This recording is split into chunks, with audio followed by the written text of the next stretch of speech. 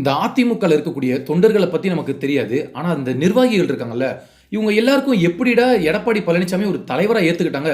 அப்படின்னு நமக்கு மிகப்பெரிய கேள்வி இருக்கு. ஏன்னா, இதுக்கு முன்னாடி இருந்த 2 மாபெரும் தலைவர்கள், ஒரு கரிஸ்மேட்டிக் லீடர் எம்ஜிஆர் அவர்கள் முகத்த பார்த்தாலே மக்கள் வந்து ஓட்டு போடுவாங்க. அந்த மாரி ஒரு லீடர் அவரு. அதேபோல அம்மையார் ஜெயலலிதா ஒரு நாளும் கூட தான் வந்து ஒரு வீரமங்கைன்னு நிரூபிக்க தவறுனதே இல்ல. அப்பேற்பட்ட ஒரு சமரசமே இல்லாத ஒரு தைரியமான தலைவர். அவர் வழியில வந்த ஐயா எடப்பாடி பழனிசாமிய இவங்க பண்ற பில்டப் இருக்குல்ல, அது வந்து காசு குடுத்து பண்ண வைக்கிறாங்களா? இல்ல வேணும்னே திட்டமிட்டு பண்ணி அஜெண்டா பண்ணி பண்றாங்களான்றது நமக்கு தெரியாது. ஆனா இத கொஞ்சம் கூட சகிச்சுக்கவே முடியல. இப்ப சமீபத்துல ஐயா எடப்பாடி பழனிசாமி ஒரு பச்சை கலர் மினி பஸ் எடுத்துட்டு மக்களை காப்போம் தமிழகத்தை மீட்போம் அப்படின்னு ஒரு சுற்றுப்பயணம் மேற்கொள்றாரு. அதுக்கு இவங்க எல்லாரும் சேர்ந்து ஒரு வெற்றிகரமான ஒரு பாட்டு ஒன்று தயாரிச்சிருந்தாங்க.